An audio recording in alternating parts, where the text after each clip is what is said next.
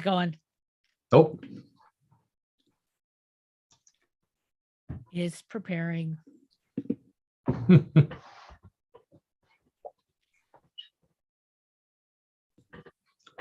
Everybody looks good. That's right. Fix your hair and your makeup because it is time, everybody, for What in the World with Paul Seaburn and his sidekick, John DiNallo. What in the world is going on today? Oh, man, Karen, everything is going on in the world of What in the World. And thank you for that fabulous introduction. It is I, Paul Seaburn, the host. Oh, geez, I lost my voice already. The host of What in the World with me. Your weekly news podcast, everybody's favorite weird news podcast, real news, sometimes strange, always funny. That's our motto. We're here every week on Tuesdays for your 1 hour respite from the bad news, the business news, the political news. We don't talk about any of that kind of stuff. We stick with the weird, funny, and unusual news. Don't like one story, stick around. We got another one coming right after it. And by we, I'm referring to Karen Hale, our podcast co-host, media mogul at newclevelandradio.net, which is our platform. You can find us there. You can find out how to download us on all the various other platforms we're on, Spotify and Apple and all that good stuff. We're on YouTube. So if you're listening, you may occasionally hear me refer to some photos that I'll be showing. If you want to see those photos, come and visit us on YouTube.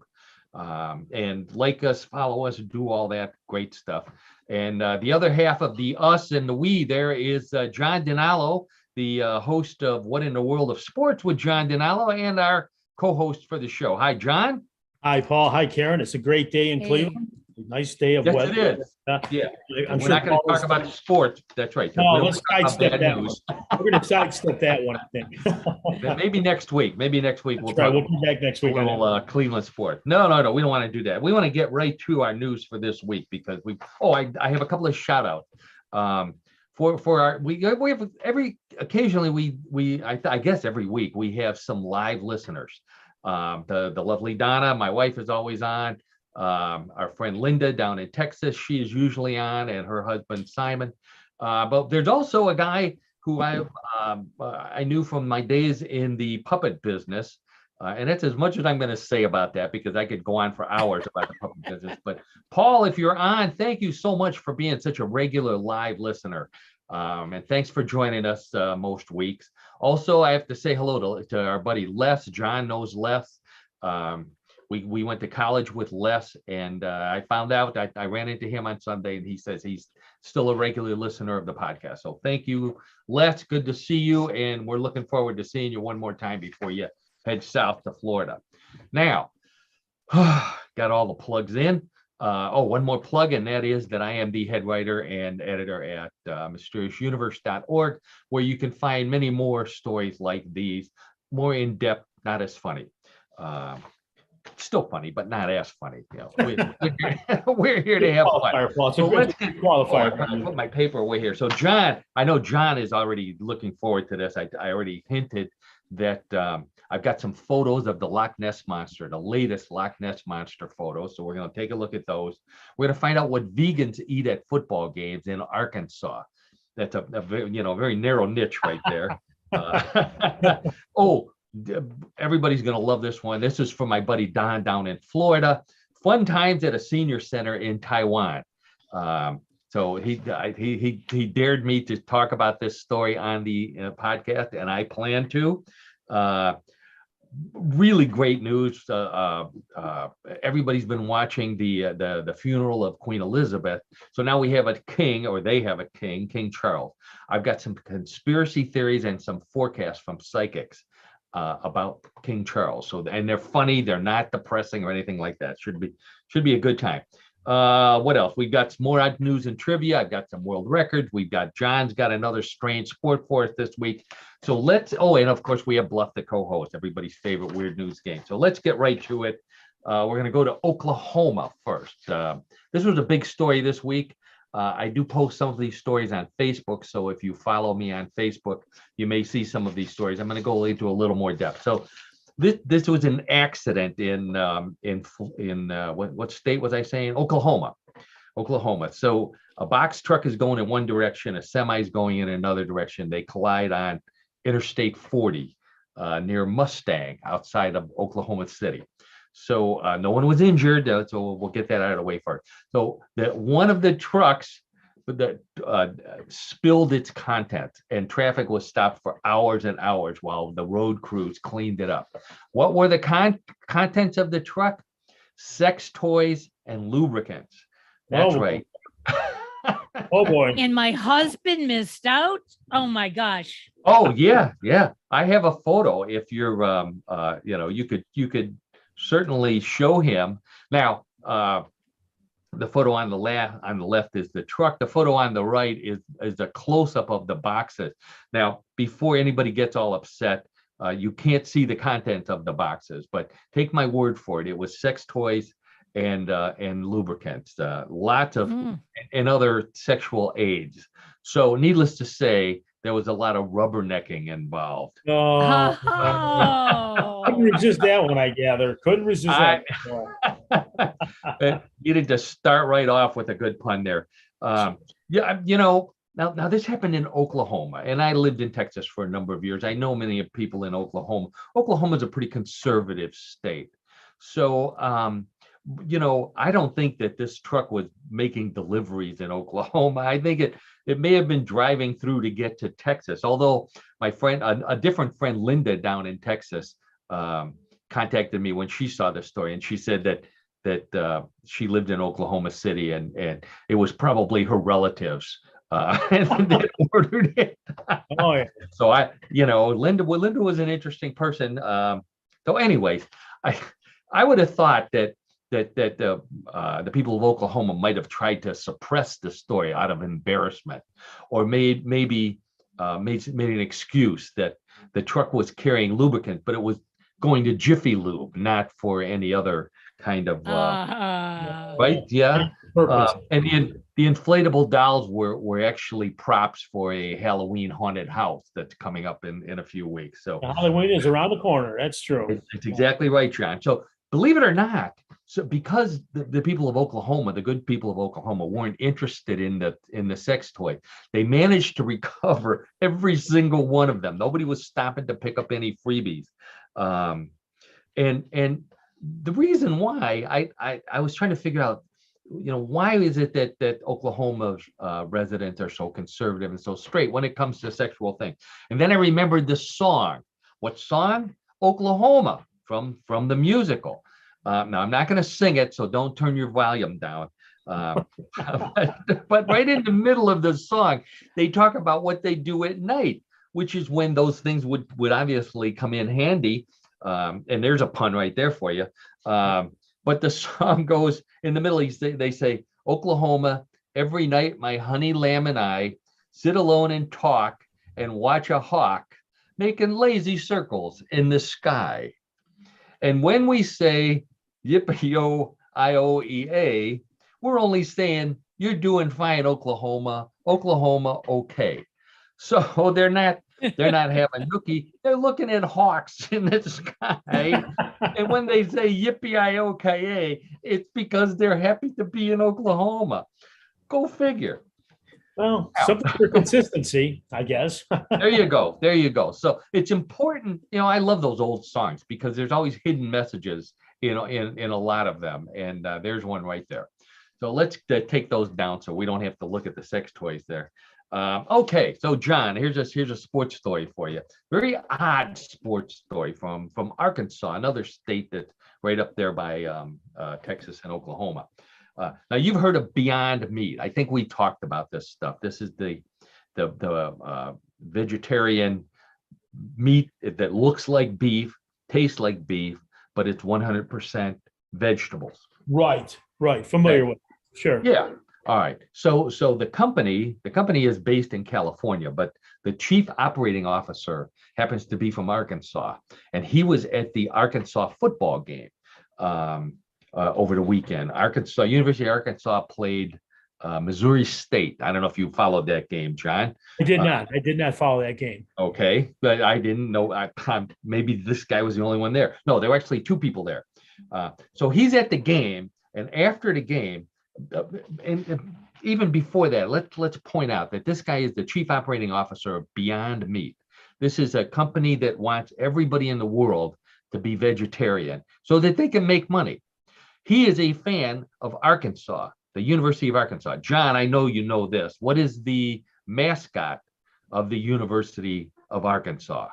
Oh, it's the Razorbacks, Paul. The Razorback, which is what? A pig, right? It's a hog, yeah. It is. It's a hog. It's a hog. Right. So the chief operating officer of the Beyond Meat is cheering for hogs. Not a good thing to do when you're in a high position like that. Strange bedfellows, obviously. Strange bedfellows, wouldn't you think? It gets worse.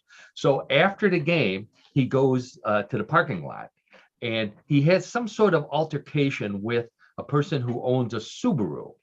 Now, I thought maybe it was because the Subaru might be an Outback, and Outback is a beef supplier, and he's competing with it. But no, that wasn't it. They didn't say what the fight was, but during the battle between the fan of the Arkansas Razorbacks, the chief operating officer of Beyond Meat, and the other person, the vegan bit the guy on the nose and bit a chunk of flesh out of it. Oh no! Yes. What story is this? Oh my gosh! So what? How do you explain that to your boss? When obviously it's already embarrassing that you got into a fight that made the national news, and during the fight you were eating meat, not just any kind of meat, but human meat. Oh boy! Wow. Yeah. What kind of excuse could you come up with, John? I don't know. That's what any excuse would be lame. That's for sure. Okay, here's a couple of them. So I was thinking. I looked and I saw his ear, and I thought it was an ear of corn. Lame, right? His shirt didn't cover his belly, and I saw his navel, and all I could think of was navel oranges, and I got hungry. Another lame one, right? Boy, a lot of these food references here, Paul. I know. Keep going. It gets worse. It gets worse. So as I was thinking about the Arkansas Razorbacks being the mascot of the school, I wondered if there were some mascots for vegans. Kids go to college, they're already vegan when they get to school. They don't want to, they may not want to go to a school with the Razorbacks or the Buffaloes or all the Bisons, all these other meat mascots. Believe it or not, John and Karen and everybody out there in podcast land, there are some college mascots that are fruits and vegetables. And I'm not talking about the Buckeyes, okay, because the Buckeyes technically are not edible. They are a seed, right? Right, yes, they are a seed. And I'm not even going to ask you, John, I know you don't know these. Delta State University in Cleveland, Mississippi. Their mascot, the Fighting Okras. Well, spice up your dish, right? Wow. Is that what he dresses like? That's what he dresses like. I couldn't find a picture of him, but they said that they have a big foam okra that shows up at the football game. Oh. This one from Arizona, it gets worse.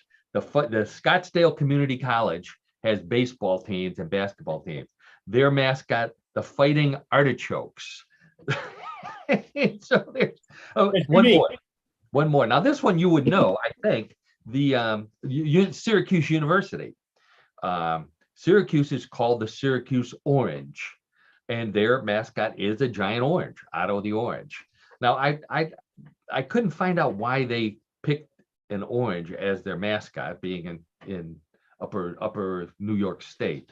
But anyways, I think I may have an answer. I just found a picture of the Fighting the okra guy. Yeah. Yeah. Does he look like an okra? He's in a cafeteria, and he has a frown on his face. Well, good figure, right? Hey, oh, Karen gets a joke. We need a tally board here for Karen. That was a good one. I like that. I think I may have an answer for you though, Paul and Karen. On Syracuse. On Syracuse. Yeah, their mascot used to be the Orangemen. Orange men. The orange men, and I think maybe now in this time frame, in these gender neutral times, gender purposes and so forth. Yeah, yes. so that's why they're the orange now, because they were the orange men for quite a long time. Well, now here's another one for you to check on, John. Does the orange have an innie navel or an outie navel? I'm not sure. I'll have to look into that. I'll have the answer for on our next show. While you're doing that, we're going to go to Indonesia. I want to get out of the United States for a little while here. So this is from a coffee shop in Indonesia. This is the hot new coffee drink in Indonesia. It's called the Kopi Kop. Kupikhop. I'm sure I'm mispronouncing it, but that's what we're going to go by. It's also called the Indonesian upside down coffee.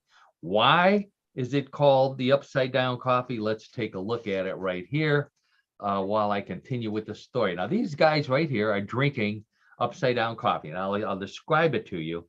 They have a glass, kind of a ceramic glass or a clear glass filled with coffee that is turned upside down in a plate, and as the coffee leaks from around the upside down glass, they suck it up through a straw. And apparently this is the cool thing to do in Indonesia. Kopi, what did I say it's called? Kopi Kop. It's for, as far as I'm concerned, if you've got stains on your pants from coffee, this is the excuse that I would use, because it at least sounds sophisticated. I just got back from Indonesia. Right. What makes it any different? I mean, other than the way they're drinking it. But does the coffee? Good question. The coffee is supposed to be hotter. It's supposed to keep the coffee hotter because it acts as some sort of insulation. What they do, actually, those that are experienced at drinking the upside down coffee, instead of waiting for it to leak out from around, they bend their straws and slip it underneath. So, but they don't suck it out.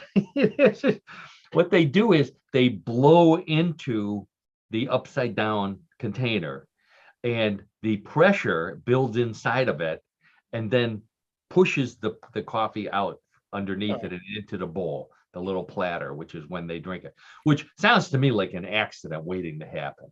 It doesn't look very smooth. No, you're having coffee with your girlfriend or your wife, and all of a sudden you sneeze or something. And next thing you know, it's waiting to happen. It is. The cup is stuck to the ceiling. She's covered with coffee. It's just a bad scene all the way around. Bad scene. Well, believe it or not, there is a historical connection to this coffee. Turns out now Indonesia is a big island nation, and many islands, and fishing is a huge industry there. So way back before electricity and all that, when fishermen would go early out in the morning, they would bring coffee with them to drink, and they'd put it on the pier or wherever it is that they're fishing. And if they were kept reeling in a fish, they couldn't do anything with their coffee. So by the time they were done, it would be cold, or one of the other fishermen would sneak a worm in it or something. So, there was, they needed something to keep their coffee warm and protected from the elements. And some bright fisherman got the idea to put a saucer on top of it and flip it over. And then as it leaked out, drink it. They could probably tip it into their mouth rather than using a straw or who knows? But this was before the thermos was invented. So So years, right? Yeah, right. Wow. So I'm just thinking, the other guys were probably impressed. What about the fish, though? The fish gets pulled in, and they look, and there's this guy with an upside down cup of coffee, drinking it through a straw. Fish are thinking, how did this idiot catch me? I'm just, I must not be the brightest fish in the world here. Sure. But yeah, so that's what they did. They, to me, it sounds like a mess waiting to happen, but it is the hot thing to do in coffee shops. Don't ask for this at Starbucks. They'll just dump the coffee on you and eliminate the middleman. Now, world record for you, everybody out there. British inventor Kevin Nicks is his name. Stevie Nicks' British cousin. He invented the world's longest mobility scooter. I want to take a look at this while we talk about it here. So mobility scooters are the scooters that people use to get around in grocery stores and department stores.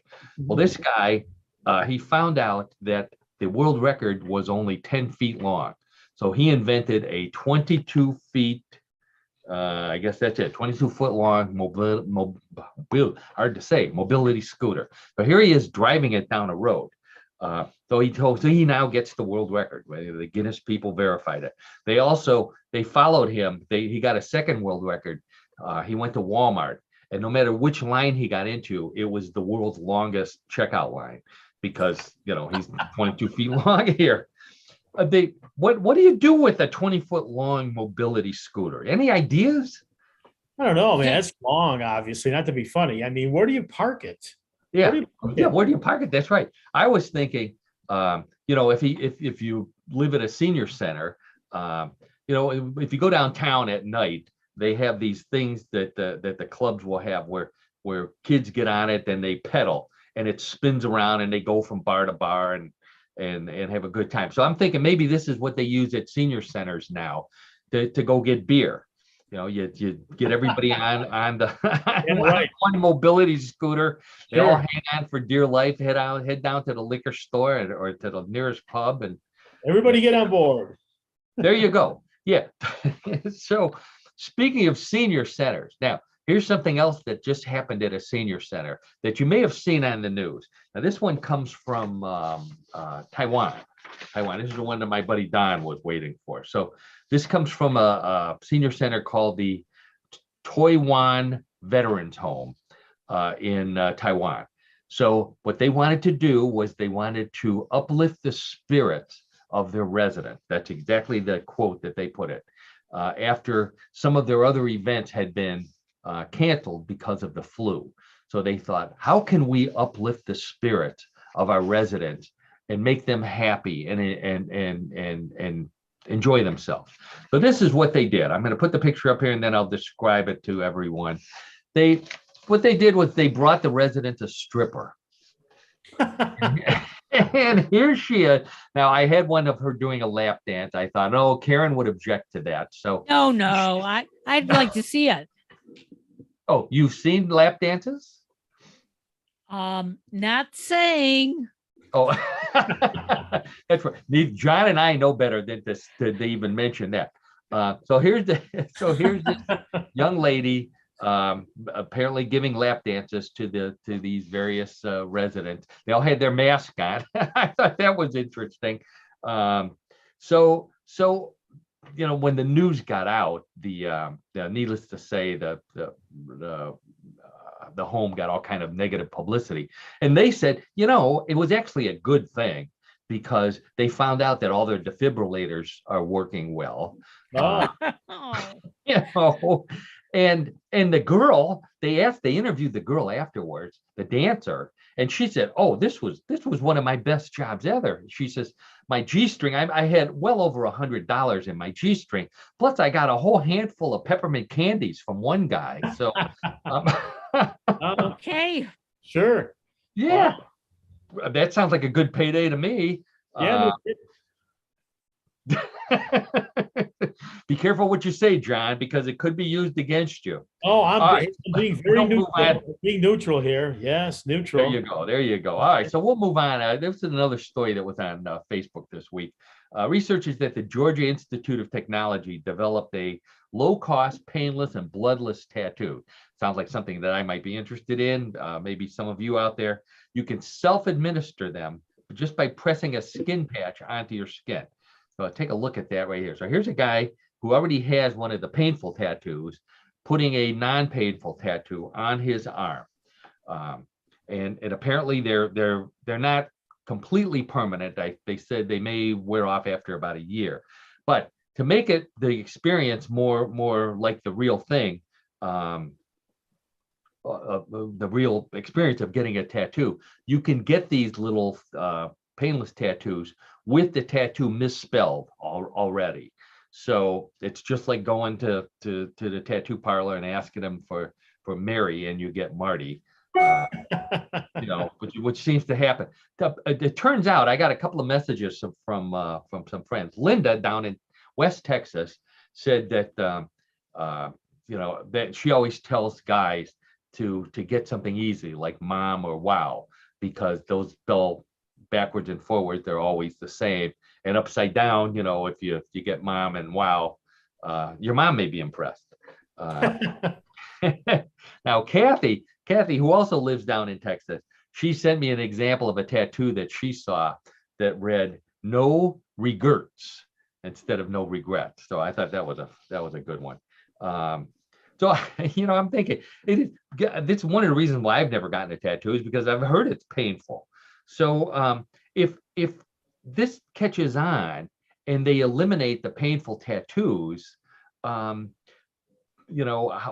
going to happen when you go to the doctor and the doctor says, what's the pain like on a scale from 1 to 10? I used to say, well, it's like getting a ship tattooed on my back. What number is that? I don't know. But so anyway, so that's the big thing now is do-it-yourself tattoo. And the worst thing is the do-it-yourself part. They skipped over that. The painless part I can understand, but the do-it-yourself part, it's the same thing. You're putting the tattoo on while you're looking at yourself in the mirror, and you want to make the word look correctly in the mirror. What happens is that on your arm, it's backwards because it has to be backwards in order for you to be able to read it in the mirror. So that, I wouldn't mess with this. We're not recommending this. The kids don't try this at home. That's our warning. Okay, so this is fall, which means it's corn maze season. Didn't we do a story last week about a maze? I think we did. Well, here's another one. This is, and I don't know if that one was the world record. These people claim that they now have the world record corn maze. I'll put a picture of it up here while we talk about it. This is in Spring Grove, Illinois, and it's the 60th anniversary of James Bond, the James Bond movie. So they planted their maze in the shape of every actor who played James Bond. Roger Moore, Timothy Dalton, Sean Connery, Daniel Craig, and Pierce Brosnan. So they're all in the maze. You can see their faces in there, and also the Aston Martin down in the corner. See that? Isn't that interesting? It is. Yeah. So it's huge. It's over 60 acres. So people are getting lost for hours and hours, and when they finally come out, they're shaken, not stirred. I got it. I know. I don't need to explain that one. No. So, have you ever been in a corn maze, John or Karen? I was Karen- in the one in Really? in Iowa, the corn maze where the guys came out from, baseball players. Oh, From Field of Yeah. Dreams. right. Oh, cool. I would say I never have been. No. No, me neither. I Yeah. get scared at the grocery store going up and down the aisles. So, if I get lost there, forget it in a corn maze. Yeah, really. Corn mazes, they date back 4,000 years. They used to be called labyrinths, and they were more of a religious thing back then, to meditate, walking around in these things. And then the British picked it up later, and they grew their hedges in the shapes of mazes. Mhm. The first corn maze, actual maze made out of corn, was in the United States. And I tried to check this out for sure, but they said it was in 1993. Two farmers built the first corn maze in the United States, and it was called the Amazing Maze, M-A-I-Z-E, maze, to work corn into it. Mhm. And the world's largest, now these guys said there's 60 acres. The Guinness people say the world's largest was 110 acres at a farm in Minnesota. So, so I don't know. I love it because it's going to mess up any aliens that are coming in looking for crop circles. It's going to throw them off. That's for sure. Oh yeah, it's going to throw them off. Yeah. Oh my God, James Bond. We picked up some of those James Bond movies. Is this where he lives? We really should. Oh no, we don't want to land on this planet. You confuse the heck out of them. Yeah. Exactly. So this was a story from John. John brought this story up to me. This is a Cleveland story. I want to bring this one up real quick. I'll take the maze down here for a second. Dr. Howard Tucker was in the news this week in Cleveland because he's 100 years old. He still works. He is the world's oldest practicing doctor. He's a neurologist working at St. Vincent Hospital He's been there. He's been working in medicine for 75 years, 100 years old. Guinness World Record registered. He held up the certificate and everything. He's so old. How old is he? He's so old. He still tells everybody to pull their pants down and cough, no matter what's wrong with them. Men or women, it doesn't matter. He just tells them, pull your pants down and cough. He's a neurologist, which is the brain doctor, which, 100-year-old brain doctor, pretty interesting. Back when he started, they had no CAT scan. What he would do is he would take you and stand you in front of a floodlight. And then he'd look on the wall behind him to see what kind of light was coming through. And that's how he found out, what was wrong with you. I mean, he says he keeps up with technology. He has a cell phone and a computer, and they really come in handy because what he does is he uses them to whack you on the knee to see how your reflexes are. Comes into play somehow.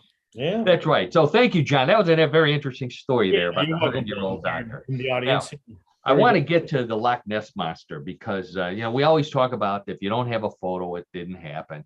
Loch Ness Monster, there's usually photos, and I got a couple of good ones this week. So what happened is, back in the old days, in order to be considered a witness of the Loch Ness Monster, you had to go to Scotland and go to Inverness and stand next to the Loch Ness and look and have a camera ready. Now you can watch on TV. We've talked about this before. There's a video camera, 24-hour video cam. Well, now there's 5 more. Another company has put 5 of them up to help promote hotels. So they put them in hotels, and they put it on the internet. So the hotel get the plug, and you get to see the loch, and everybody's, oh, how beautiful that is. We ought to go there, which that's what they think. But all anybody's doing is watching for the Loch Ness Monster. So there's this guy, Ian O'Fagan in Ireland, and he holds the world record for the most Loch Ness Monster sightings, even though he's never been to Loch Ness. He watches on TV. So he became the first person to see the Loch Ness Monster on these new cameras. And so I want you to see what the monster looks like. So here's one of them while I talk about it. So there you go. So there's your photo from Ian O'Fagan of the Loch Ness Monster. Now, what does he have to say about this? You see the moon. Good one, Karen. Good one. So it's there. You can see the loch, the lake, and you can see the shore. And then in the middle, there's a somewhat of a shadowy long thing, which he claims is the Loch Ness Monster. Now, very controversial.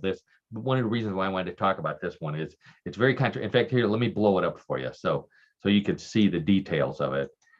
There you go. So he's even got a little arrow there. So in case you missed that blob over there, that's his photo of the Loch Ness Monster. So number one, people are upset. They're upset because you shouldn't be allowed to count. You shouldn't be allowed to sit at home and watch TV and get credit for a Loch Ness Monster sighting. That's supposed to be an honor, a distinction. So this guy's just laying in front of the TV watching, or his computer watching all day long. Secondly, it's a really crappy photo. It really is. This is one of the worst Loch Ness Monster photos I have ever seen. I agree. I've seen bad ones. I've seen you on that one for sure. It's awful. It's awful. But that's not the most controversial part of this. This guy, he's this well-known Loch Ness Monster spotter. So in his description of it, he mentions that he thinks it looks like an 8-foot eel.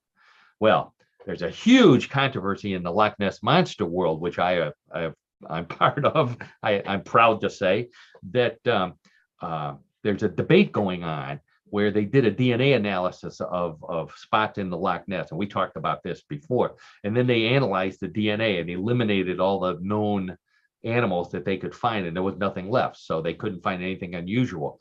The guy who did it said he thinks that what people are seeing is a giant eel. Well, they're just so offended. Of course, no, it's not a giant eel. It's a dinosaur from millions of years ago that managed to live all this time. So Ian let the cat out of the bag that he thinks it's an eel too. So now he's not going to get any respect because of that. So I thought so that was the big controversy in the Loch Ness monster world.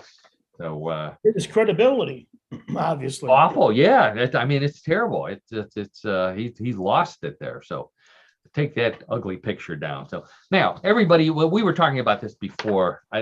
Many people watched the funeral of Queen Elizabeth and saw King, and now you've got King Charles. He hasn't been, what was it, the coronation. Now I was going to call him ordained. It's coronated with corn, apparently. So they've been talking about the predictions. Nostradamus apparently predicted exactly when Queen Elizabeth would die. So, but we're not going to talk about that. We want to talk about predictions about King Charles III. So Nostradamus had some predictions about King Charles III, and one of them was that he would be reigning over a kingdom that would end. It would, and while he was in office or on the throne. He says that because of the divorce, now Nostradamus mentioned it, the people of England disapproved of the divorce. So he says, a man who later they considered unworthy, the people will force out the king of the islands. So king of the islands is King Charles, okay, which the kingdom is all that's left is the islands, and someone who you don't expect. So if King Charles leaves the throne, either by death or by abdication, who's next in line? Prince William, Prince of Wales, okay, right. The oldest son. So Nostradamus says, no, it's not going to be Prince William. It's going to be someone you don't expect. So most people are saying Harry, his younger brother, who would be second in line. But, nobody likes him. So, but, that's, or the little kid, George, the baby. Yes, George. But he's too young. Yeah, he's too young. So they think maybe Harry will slide in.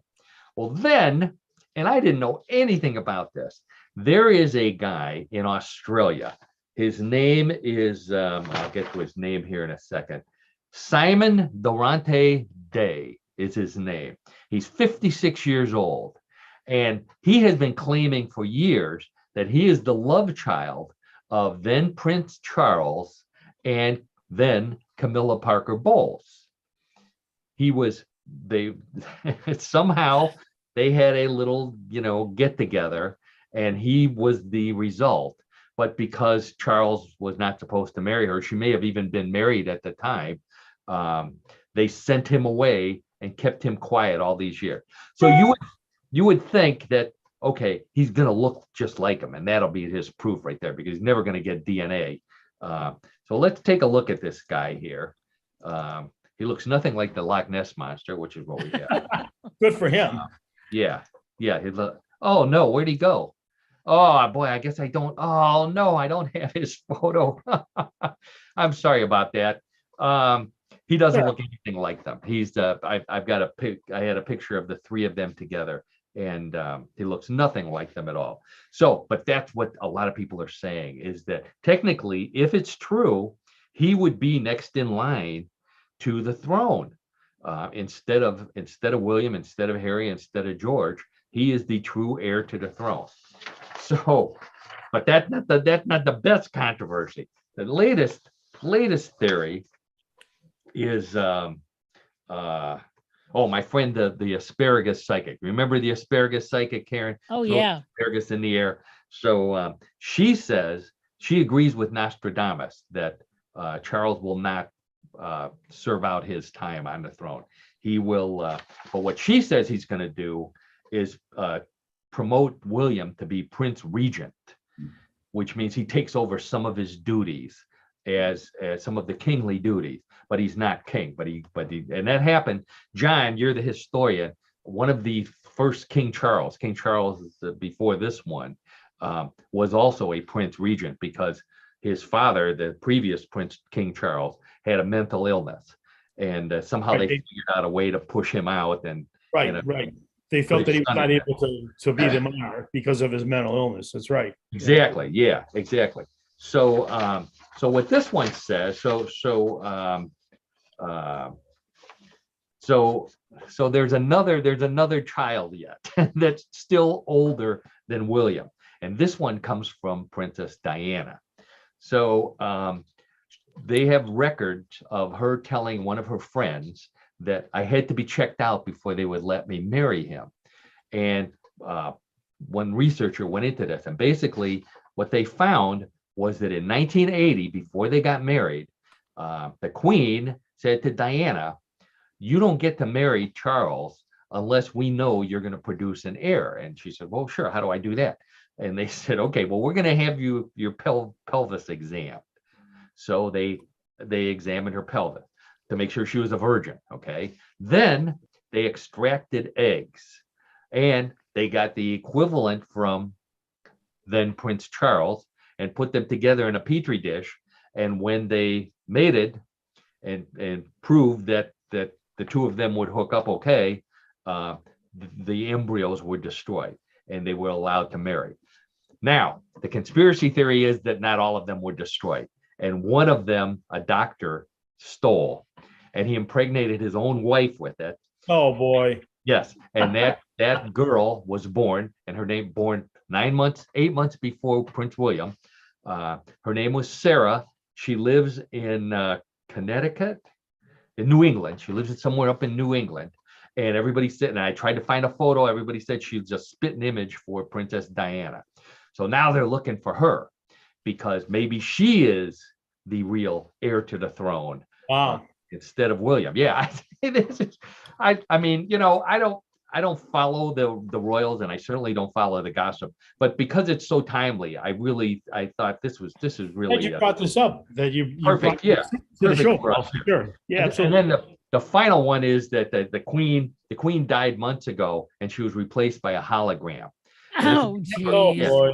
During her jubilee, there was a carriage going around with a hologram inside of it because she couldn't go out. But it was of her when she was a young queen. And so this guy says that they replaced her with a real hologram. And it was a hologram who shook hands with the new prime minister 2 days before the queen passed away. Sure. Definitely. Which means they had to get her involved. There way too many people to be involved with that in order to make that happen. So No kidding. exactly. So let's move on to some sports, because I think that something that non-controversial, let's put it that way. It's not controversial. A lot of sport this week. It There definitely. you go. So every week I asked my good buddy John, who knows more about sports than anybody I know, to find us a good, interesting sport that none of us has ever heard of. And, maybe something that we can participate in, something that we can start a Cleveland team in, one of those kinds of things.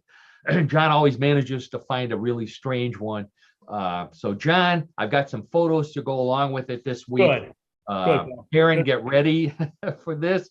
Everybody out there in podcast land, John, take it away. Thanks, Paul. So our sport this week is tennis polo. Tennis polo. Okay. Tennis polo. Now, it's also called soccer. And it's a sport. Well, wait a minute. Let me continue.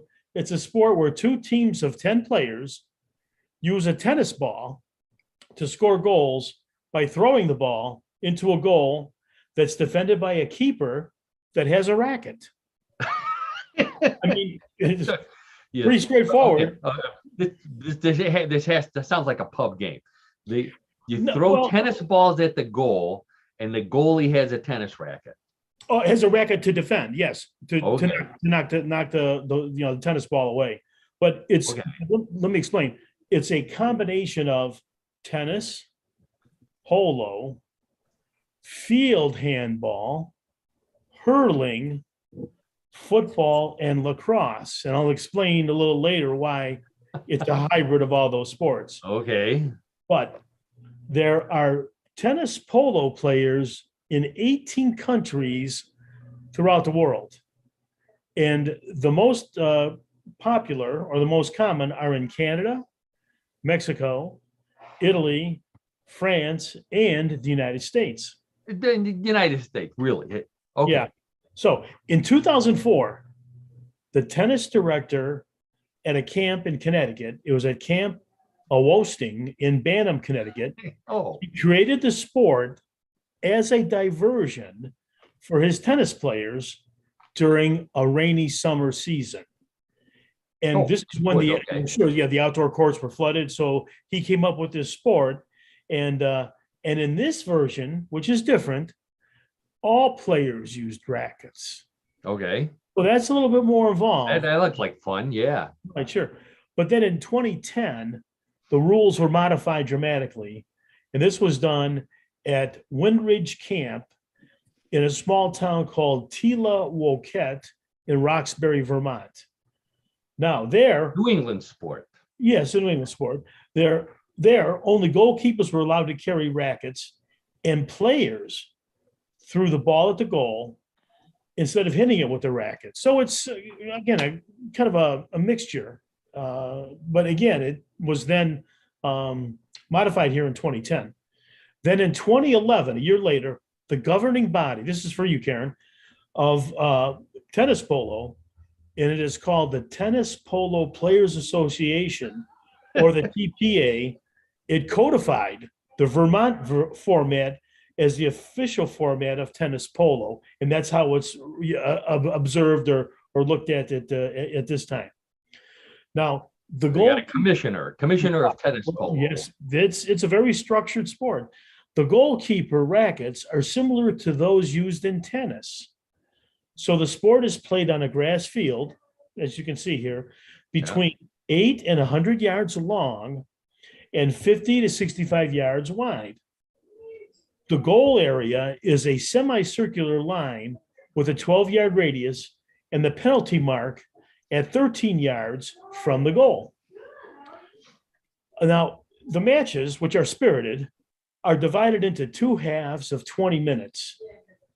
The ball can be advanced by throwing it or kicking it, so teams do both. When a player has the ball in their possession, they can run with it for up to 3 steps or 5 seconds, and there are referees and umpires who review this, before being required to either pass it or attempt a shot on goal. So we're looking at some photos of both boys and girls, men and women really playing. Sure. So it looks like I get the throwing part. I'm just wondering what you do on defense. If you can jump in front of people, apparently you can chase them. You can't tackle them. No, you cannot tackle them. No, that would result in a penalty. But when the ball goes out of bounds, the clock is not stopped. There's 2 halves of 20 minutes. Instead, the ball is retrieved, or a new ball is given to the opposing player, and the game resumes. So it's fast-paced. It's a fast-paced game. I think that was the idea when it was first founded many years ago. This is I'm looking at this picture again here. This is a goalkeeper standing in front of a goal. Looks like a regulation soccer goal. Yeah, which is hard to defend to begin with a giant soccer ball. No These kidding. Players are throwing a tennis ball at the poor kid, and all he's got is a tennis racket to stop it. It looks like it might be a high-scoring game. Yeah, and you have to have some agility, obviously, to be the goalkeeper, because look how much area you have to cover with such a small racket. Right.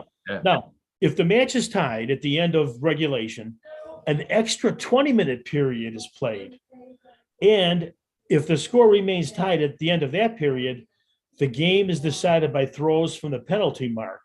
But players are allowed to run anywhere between the midfield line and the penalty mark before throwing the ball, and have 5 seconds in which to take their shot. So there's a lot. So I mean, there's a lot of different ways that you can run, try to maneuver yourself so you can get in a position to be able to score a goal. An interesting note here: tennis polo is the first field sport known to be invented by an African American. Wow. Yeah, and there's a little icon here. Okay. It's got an official logo. Right. And to close it out here, folks, tennis polo sounds like a sport that we could actually have some fun playing in. I think we might be able to take a stab at it, Karen and Paul. That is, until Serena Williams gets bored with retirement and decides to give it a try. And if that's the case, no one's going to win. No one's going to. No. It would be 10 players against Serena. Exactly. tennis polo or talker. I was toying back and forth which one I like better, tennis polo or talker. Talker doesn't quite. No, I like tennis polo. I do. Yeah. Sounds more like a sport. Right. But, Exactly. interesting sport, interesting combination of a bunch of different sports there, John. And of course, it has the governing body, so Mhm. it's legitimate. I mean, it's very unique, like we had said, because it it draws from different sports and involves different aspects of those sports. So it's unique in its own right. Tennis polo. Exactly. Yeah, it reminds me of our younger days, John, when Sure. we I were. do remember those. I do remember John and I those went. days. That's right. I always mention John and I went to college together, and we'd often be looking for something to do, something physical, some physical activity, and we couldn't always find enough bats and balls and gloves and footballs, to participate in one particular sport. So we just take whatever we could get our hands on. And I can remember. I think we did go out on a soccer field once and play a version of this sport here. But Let's see. yeah. while we were there, and we didn't realize this at the time, but a traveling tennis polo team just happened to be buzzing through town, and they saw the field and they saw us out there and challenged us to play. And so John and I, of course, we had enough beer by then. We said, well, sure, we'll play you. Who we can win tennis polo. What kind of sport is this? So luckily, someone happened to be there with a camera to take some photos of us. So this is a photo of me playing goal. John was out in the field, and here's a picture of me goaltending, being. I was pretty well terrified of that particular tennis ball. Well, it looks like you kept the eye on the ball. I mean, obviously. Yeah. Well, thank you, John. Sure. Not to use that pun, but it was I could not avoid taking my eye on the ball. So they felt sorry for us. I don't know if you remember this. They felt sorry for us, and they said, "Hey, that other guy over there with the glasses. Why don't you let him play goalie too?" So the two of us got into the goal together. And they thought, we thought, well, for sure we'll win now. So here's a picture of both of us in the goal, and we were just inundated by tennis balls by this. What that is, that's pure defensive form right there. There you go. That's right. So, needless to say, the traveling, barnstorming tennis polo team took advantage of John and I and our. I don't think we lost any money. We were. No, I don't think we did. We just lost some pride. We just lost a little bit of pride there, Paul. There you go. All right. So tennis polo, great sport for the week, John. Thank you so much. What are your sports with John DiNallo? Yeah. All right. So that means we've reached the point in the show where it's time to play Bluff the Co-host, everybody's favorite weird news game. For those of you who aren't familiar with it, to Bluff the Co-host, I use 3 stories similar to the ones we've been talking about all afternoon. One difference, all of those stories were true, right off the internet, so they got to be true. These stories may be real, they may be a bluff, and it's up to John, Karen, and those of you playing at home, listening on your podcast while you're out on your jog to decide which is real and which is a bluff. Wagering is allowed. So place your bets, Karen and John, place your hands on the buzzers, and let's get right to story number 1. During the pandemic lockdown, an electrical engineer and inventor in Germany would spend his afternoons when he wasn't working feeding fresh popcorn to the pigeons who congregated around his back porch. When he was finally called back to work, he felt bad for his feathered friends. So he invented an automatic popcorn popper pigeon feeder for them. All he has to do is fill the popper with corn and oil, and the machine does the rest, turning itself on at noon and popping the popcorn. When it's full, the lid slides off, making the pot lighter. So the seesaw that it is on rises up and dumps into a window box that is on the inside and the outside that lets the corn roll to the outside to the pigeons. With no more corn in the popper turns itself off and is ready for the next day. The engineer says that the only problem is the pile of pigeon poop underneath the window box, but he's working on inventing a robot to clean that up too. All right. So the automated popcorn popping pigeon feeder from an inventor in Germany. What do you say, Karen and John? We'll go with Karen first. Real or bluff? It sounds too unrealistic to be true. So I'm going to say you are bluffing us. Oh, okay. Karen says it's too unrealistic to be true. How about you, John? Well, until we got to the point, or until you explained the robot that was going to be then cleaning up the pigeon poop, I thought it could have been plausible, but I'm going to agree with Karen on this. I'm going to say it's just too many things involved here. You know, you got to have the robot to take care of that. And although I think it's a very noble gesture by the engineer to look out for his fine feathered friends, but I'm going to say it's a bluff. And just so you know, Paul Reed says it's true. It's true. Oh, okay. So we have another competitor in here as well. So Paul says it's true. John and Karen say it's a bluff. I think a Roomba would be the perfect robot to clean up the pigeon poop. I don't know if the Roomba people feel that way, but let's check with the judges. And the judges say, congratulations, Karen and John. That is yeah. Sorry, Paul. It's always, you know what? It's always important to win the first question. It is. It sets the tone. It just does.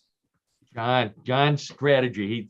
He not only does he study, but he's got the psychological edge as well there too. Okay, John, let's get right to story number 2. Oh, score is 1-1 to 0. So here we go. Story number 2, proving once again that everything is bigger in Texas. One Lone Star town has a problem with alligators, which are growing so huge they often get tired crossing the street and decide to plop down in the middle for a rest, blocking traffic in both directions. Since not everyone carries an alligator gun in their pickup trucks, and wildlife rescue workers are already overstretched, auto towing operators are coming to the rescue.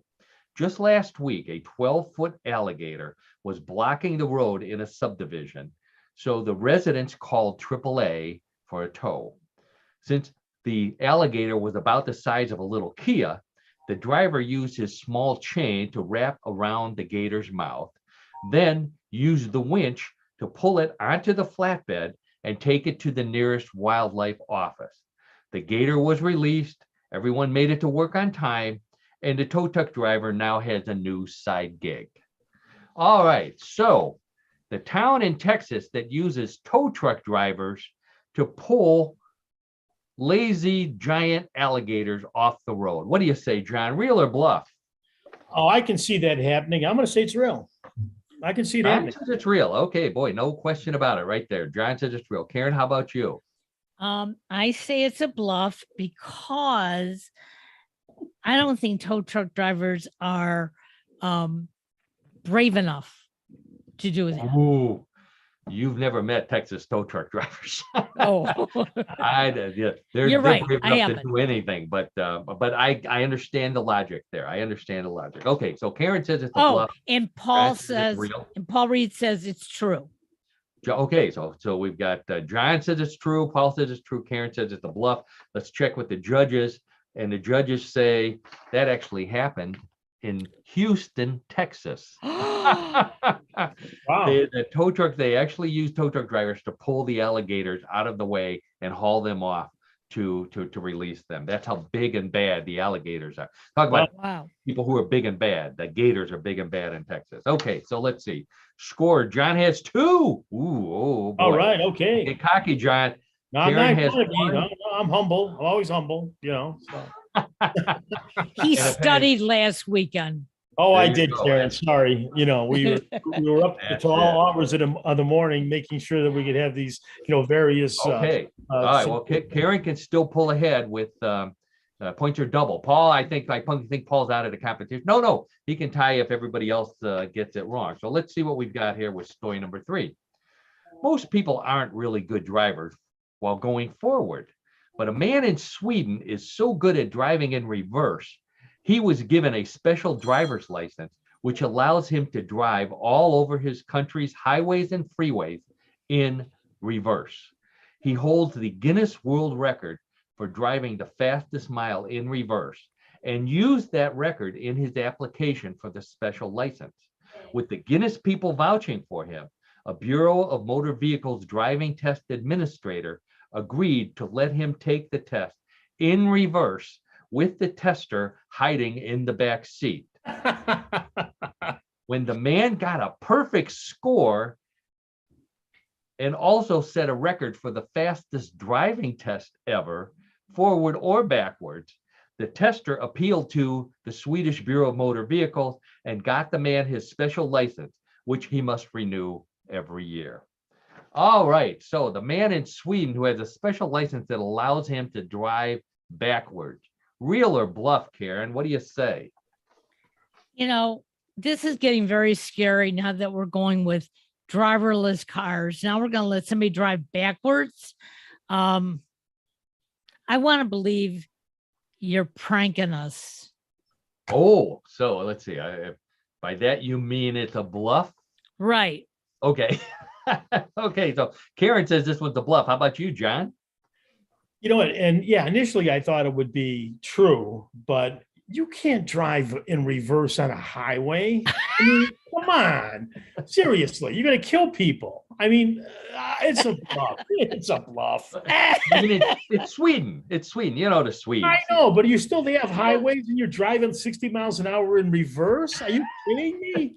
No way. That's okay. So I take it by, are you kidding me? John thinks it's a bluff as well. So we got Karen and John both tone down my emotions. I'm toning down my emotions. Okay, it's a bluff. All right. I don't know if we've got a vote from Paul, but we got to watch. Not yet. Here. Okay. So let's check with the judges. The judges say, congratulations to Karen and John. That is a bluff. You're both right. All right. Special congratulations. But John wins. All right. Okay, good. With a perfect score of 3. How about that? Wow. Well, the studying is paid off. I have to tell him that. I go, we're 3-0. That's great, man. That's good. Poor Annette. You're going to be heck to live with this week now. Well, yeah, I'll be polishing your trophy and. That's right. Yep. Polishing the trophy. That's a good point, Paul. All right. Well, super. Congratulations, John. And I think that brings us to the end of another week of What in the World with me, Paul Seaburn. I want to thank Karen Hale, our co-host, media mogul at newclevelandradio.net. Thank you for everything you do, Karen. Everybody listening, go to newclevelandradio.net, find out how to download us, and then listen to as many of Karen's podcasts as you can. They're all a great variety, just all the different things that you need to get you through the day and the week till next week. And then, of course, I thank my good friend John DiNallo, as always. John, with What in the World of Sports and your color commentary. Thanks again for all your help. No, you're welcome, Paul and Karen. It's a lot of fun every week. Absolutely. Yes, it is. Yes. Okay. All right. So we hope the Browns win on Thursday. And on that note, I think I don't want to jinx them, so we'll head on out. See you next week. And if you're all listening, you can log back on at 5:00. We have a brand new podcast going live. It's called Grief Belief. So join us. Thank you. Have a great day. All right. Eastern time. Bye, everyone. Bye-bye. Keep